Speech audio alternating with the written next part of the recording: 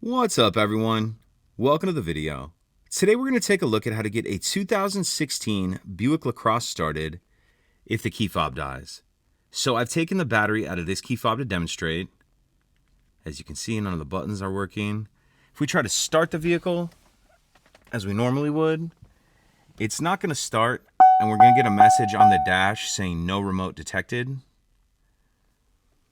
So what I'm going to do is grab my key fob, and I'm going to come over here to the center console, open our armrest, and if we take a look in the very bottom here, we can see there's this little pocket or this little notch right here.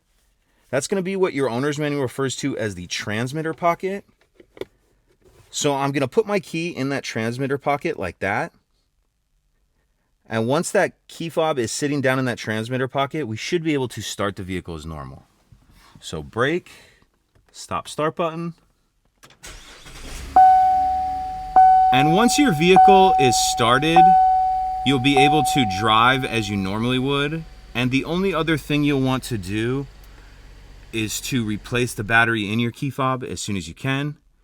And I'll put a link in the description box of this video on how to replace the battery in this key fob in case you're unfamiliar. If you have any other questions, please let me know. If you could take a second to like and subscribe, it helps us out, and I'd appreciate it. Thank you.